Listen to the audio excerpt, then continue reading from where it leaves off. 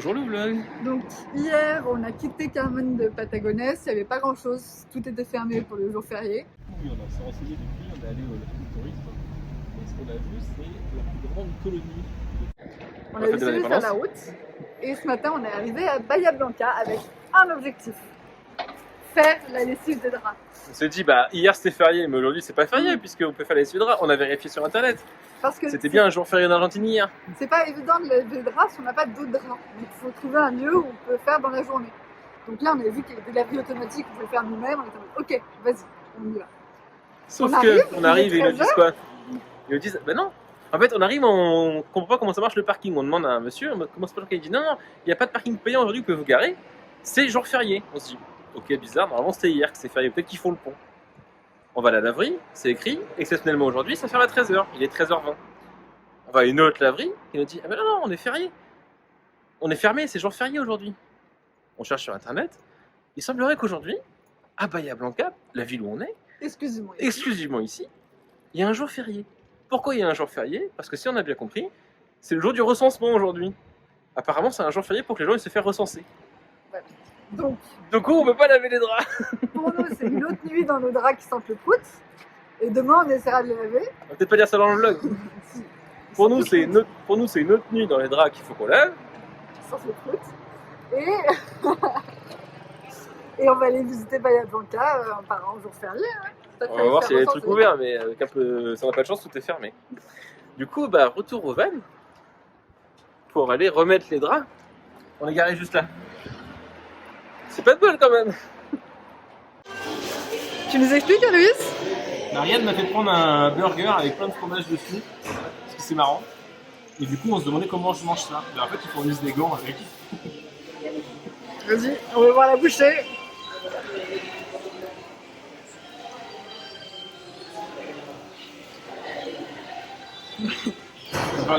T'en as absolument partout. T'as un rond là. Nice. Alors, je sais pas ce que ça va donner entre le soleil qui est derrière et le vent. Tant pis. Nous sommes arrivés hier soir à Penuenco, juste à côté de Bahia Blanca. On y a passé la nuit, c'était magnifique, sauf qu'on a eu une magnifique tempête aussi cette nuit. Donc on n'a pas très bien dormi dans le van parce que ça secouait énormément et le bruit du vent était incroyable. Bon, c'était une petite nuit. Mais nous sommes sur la plage de Penuenco. On a attendu la marée basse parce que logiquement, on devrait pouvoir aller voir des traces de dinosaures. C'est un peu le truc à venir faire à Penuenco. Ce qui est très drôle, c'est que c'est encore méga loin. Ce qui est très drôle, c'est que ça a l'air un peu anticlimatique parce que tous les commentaires sont en mode ouais, il y a deux petits trucs dans la caillou, quoi. Genre, faut le savoir que c'est des traces de dinos. Mais bon, on était là, alors on s'est dit autant aller voir. Parce que ça reste assez rare. Les gens quand on trace de dinosaures, Dans le sable, je pense pas. Ok. Dans la pierre plutôt. Parce qu'on s'est dit que c'était dans le sable, c'était vraiment Miguel, qui venait le matin et qui faisait des petites traces comme ça pour attraper les touristes. Regardez, des traces de dinosaures. C'est cool, non? On n'est pas sûr de si c'est ça ou pas. On va dire que ça, c'est des traces de dinosaures. Un dinosaure qui a fait BAM BAM BAM. On s'est arrêté là, regarde.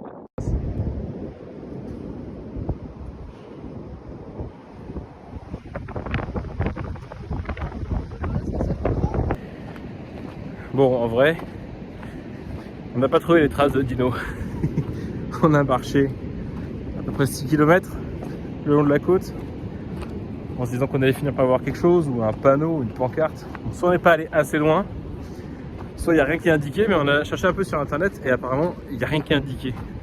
Et aussi apparemment il y a certains jours où tu ne peux pas les voir parce qu'ils sont recouverts de sable. Et il n'y a personne pour nous indiquer où elles sont. Voilà, on a menti sur les traces qu'on vous a montrées précédemment. C'est peut-être des traces de dinos aussi, mais je pense pas. Voilà, petite balade de 2 heures.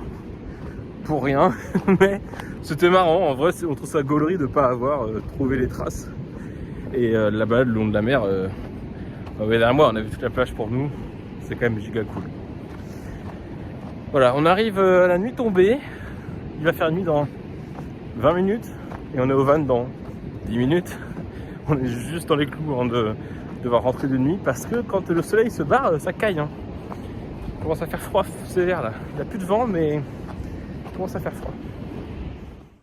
Bonjour le vlog, c'est le matin et bienvenue dans notre morning routine.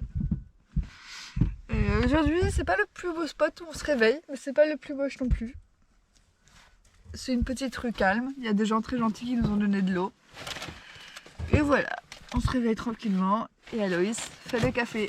Hier on a nos gentils voisins qui sont passés nous voir, qui habitent juste derrière là. Ils sont venus toquer au van, on a cru qu'ils voulaient nous virer au début. Parce qu'on est dans une rue devant une maison. Et en fait ils ont dit « Ah vous comptez dormir là ?» J'ai répondu oui, si c'est possible, ça ne dérange pas. Il dit « Ah non, pas de problème. Mais écoutez, si vous avez besoin de quoi que ce soit, vous sonnez, vous demandez si vous voulez de l'eau, de l'électricité, des trucs. » Les gens en Argentine sont vraiment super sympathiques. Du coup on a refait le stock d'eau. Je suis allé voir avec le bidon, je suis allé avec mon bidon, du coup 5 minutes plus tard en mode « Bah du coup si vous proposiez de l'eau, mais oui, pas de problème. » Et ils ont refait le stock d'eau. Ce qui est plutôt cool. Et ils nous ont donné plein de conseils sur les prochaines destinations, où aller, quoi faire dans le nord de l'Argentine.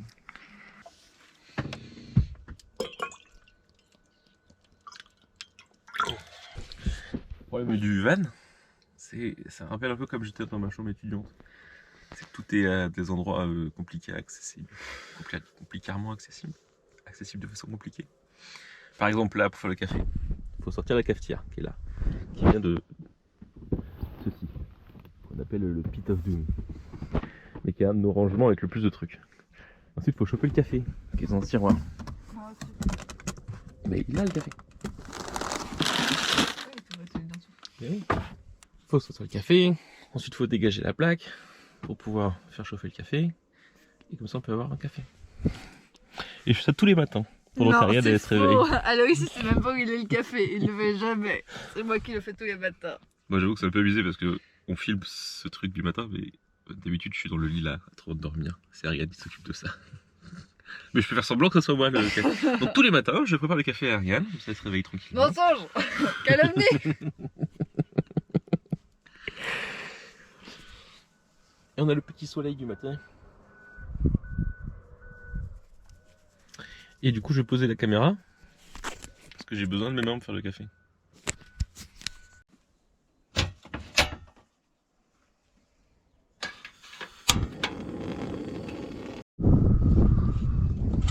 Comme tous les matins, moi je range. Non. Mais petit rituel du matin, après avoir pris le petit café, fait la vaisselle, il faut ranger le van pour le mettre en mode route. Donc. Parce que là, si on roule un peu, là, tout ça, ça tient pas. Tout a un endroit très précis, tout a un rangement très précis, sinon ça rentre pas. Mais on commence à être rodé sur ce rituel du rangement parce que maintenant ça nous prend même pas 5 minutes le seul truc le c'est matin pour fermer les décoller. tiroirs, il y a toujours un ou deux qui oublient de fermer les tiroirs. Ouais, du coup on roule 2 minutes, on entend et on n'a pas fermé les tiroirs. Et du coup faut s'arrêter sur le bord de la route pour fermer les tiroirs. Vas-y. C'est en Argentine sur le bord de la route. C'est quand il y a des spots avec de l'eau chaude pour remplir son bateau. Là il y a la route, 35. Dans le spot gratuit, il y a de quoi charger son téléphone portable, il y a Internet, le wifi gratuit et agua para el mate caliente. Tu viens recharger ton eau chaude pour le maté ici. Bon, en vrai elle est pas très chaude l'eau. Ouais, mais c'est le concept. Genre, si tu vois ça qu'en Argentine, C'est marrant. c'est tellement genre. Comment tu sais que t'es en Argentine, sur la route, il y a un spot pour recharger l'eau chaude pour ton maté, quoi. C'est génial. Voilà. On Il y est. a le Pérou aussi. On n'a pas dit. Le Pérou. On est dans une petite ville de la Pampa qui s'appelle Pérou, qui a d'avoir peut-être 8 habitants hors saison. Bon, là, les derniers jours et les prochains jours, en gros, depuis qu'on a quitté Bahia Blanca, on roule tout droit, on traverse la région de la Pampa. Enfin, Ariane roule tout droit. Ah, on roule tout droit, j'ai Et Aloïs, toujours c'est pas du le montage. permis. Mais je fais du montage. Ce qui est pas mal, j'avance. Mais il n'y a pas grand chose à faire. En fait, là, on va avoir un saut de vlog un peu parce que on n'a rien à vous montrer. Parce que c'est vraiment. C'est une genre, semaine de. hier, on a déplace roulé d'un tout point droit. A à un Aujourd'hui, on a point roulé tout droit. Demain, on va rouler tout droit. Et normalement, après-demain, on devrait arriver à Cordoba. B. Demain, on fait un vlog d'une journée sur la route avec Ariane et Aloïs. On fera un timelapse. Je fais un timelapse. Et du coup, il y a tellement rien que qu'est-ce qu'on fait? qu'on Eh ben. voit sur une carte. Nous sommes à Eduardo Castex, qui est un petit village Déjà, sur la route. on est venu parce que ça Ça s'appelle Castex, comme c'est rigolo. Castex, c'est marrant. Et on a vu sur la route qu'il y avait el cucu El clock cucú, más clock más grande del mundo. No del mundo, de De Sudamérica. Sudamérica. Bah, c'est quasiment On du fait une monde. espèce Hein. de parcours des plus gros trucs du monde d'Amérique du Sud. Et voici une très grosse cucu clock. Voilà. La question c'est ce qu'elle fait coucou, je pense. Ariel, mets-toi devant quand même pour avoir une échelle, à quel point c'est grand. El cucu clock más grande del mundo. Après, c'est vrai qu'elle est grande. Elle doit sonner, je pense qu'il va y avoir un coucou qui sort, il y a une petite porte. Ah oui, peut-être, ouais. On aurait dû venir ici à l'heure fixe. Voilà, on va reprendre la route. C'était chouette comme pause. On a mangé, mais maintenant on reprend la route. Non, il y a clairement rien à faire sur la route. C'est pas mal, c'est joli, la route est toute droite et il y a des arbres et c'est sympa, mais c'est un peu chiant quoi. Parce que là c'est genre, on va faire quoi? On a fait, entre Bahia Blanca et Cordoba, il y a genre 1000 km Il y a 1090 km de rien. de Pampa. Donc on vous montre ce qu'on peut. Pas grand chose. Reprenons la route. On est en Argentine. On est passé ici, à Genemini. On a fait Perito Moreno. On est remonté comme ça. On est passé ici. On est passé ici. C'est là qu'on a vu la forêt pétrifiée. Ici. Ensuite on est remonté comme ça. Comodoro. Montre du Bruxelles. Là c'est le plus grand dinosaure du monde. El dinosaure más grande del mundo. On est allé ici, on a fait ça, on est venu à Puerto Pyramides, on est revenu, on a fait comme ça, là c'est là où on a quitté Chloé et Jacques, ils sont allés comme ça, c'est un week-end. On est allé à Gévla, Carmen de Patagonie, la plus vieille ville de Patagonie. On est remonté, et on est allé là. Et là, depuis 2 jours, on fait ça. Donc à Castex, tu vois, la plus grande horloge de côtine de l'Amérique du Sud. Et actuellement, on est à Rico. On quitte la région de la Patagonia. Ouais. Nous, on va à Cordoba. On a encore un peu de route. Mais on est à hauteur de Santiago, c'est quand même assez ouf. Ça, c'est ouf. On a vu ça. Nous,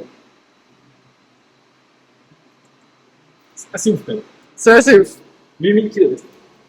Bonjour le vlog. Il est 9h30 Il est plus de batterie, moins le quart. et on se réveille. On se réveille, ça Bon, fait déjà ça fait un plus peu d'une temps. heure qu'on est réveillé. On profite de la wifi On a de la wifi. parce que cette nuit, on a dormi dans notre lieu préféré, la station-service. On vous montre ça dehors, mais on va aller prendre un petit café, peut-être une douche, et après, on a encore pas mal de routes. On sort de la Pampa et on arrive dans la région de Cordoba. Et vous pouvez aller voir le vlog Argentine 1 qui va être en ligne d'ici à peu près une demi-heure. Bon, quand Grâce. vous verrez cette vidéo, il sera en ligne depuis probablement 5 mois, mais Grâce à la wifi. grâce à la wifi de l'IPF. l'IPF. C'est pour ça qu'on dort là. Voilà, on vous montre tout ça, on vous prend avec nous ce matin. Et regardez la jolie vue qu'on a. Ah ben on voit rien, c'est la route. Il y a des camions.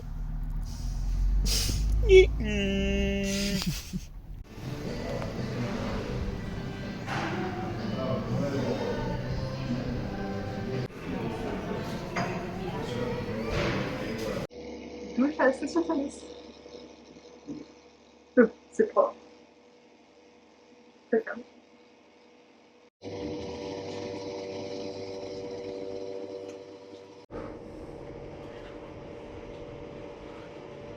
C'est la clé de la douche. Et voilà, on est tout propre. Ça fait du bien. Et t'as dit de faire quoi avec la clé du coup? On peut la rendre au gars de la station-service. Alors. Et voilà, tout propre. Je me fais une salade. Aloïs l'a mangé un sandwich à l'IPF. Moi je mange un reste de polenta, tomate et autre. Ce qu'il y a.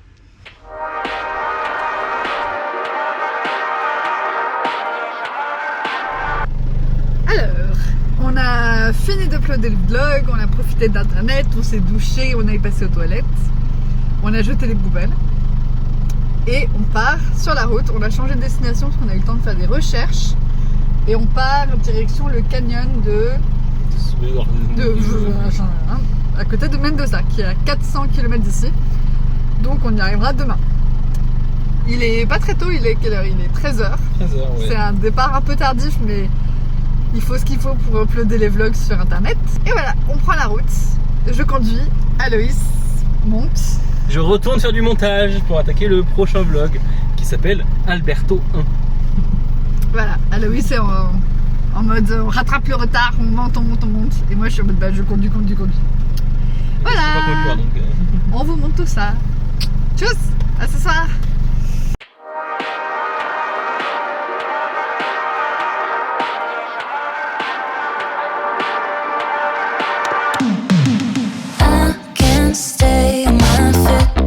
Tu vas filmer moi à train de remplir le réservoir. On n'a pas vlogué, mais on pensait avoir 800 bornes avec un plein.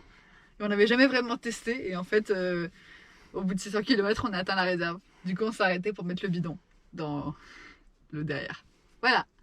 Alors, on vient d'arriver, on vient de passer la région dans la région de Mendoza. Et on a découvert tout à l'heure, on l'a découvert ce matin quand on était à l'IPF. Du coup, c'était un peu trop tard. En fait, il y a un contrôle phytosanitaire pour rentrer dans la région, un peu comme celui qu'on a passé quand on a quitté l'Argentine pour rentrer au Chili.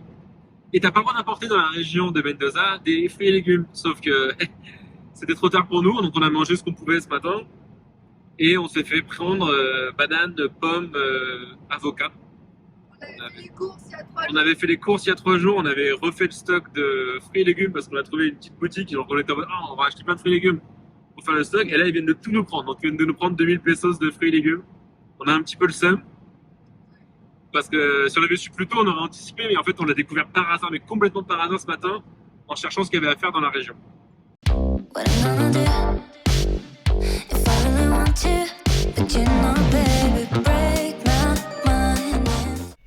Donc voilà, on est arrivé.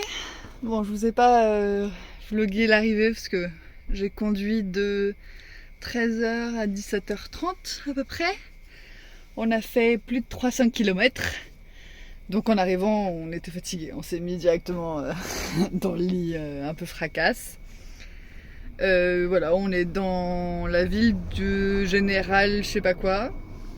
Le but c'est juste de dormir là. On est à côté d'un petit parc. C'est plutôt calme.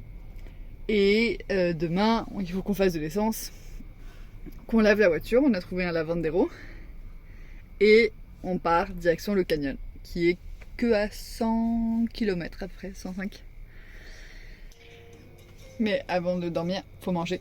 Ce soir, nouilles instantanées au peanut butter, avec des légumes en boîte. Je vous montre ça.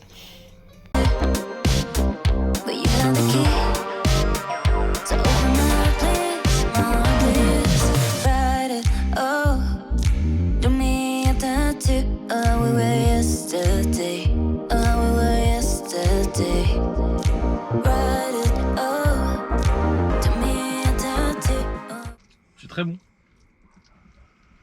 T'as mis quoi dedans? Champignons en boîte, poivrons en boîte. T'es pas bon. C'est bon? C'est très bon. Merci. Ouais.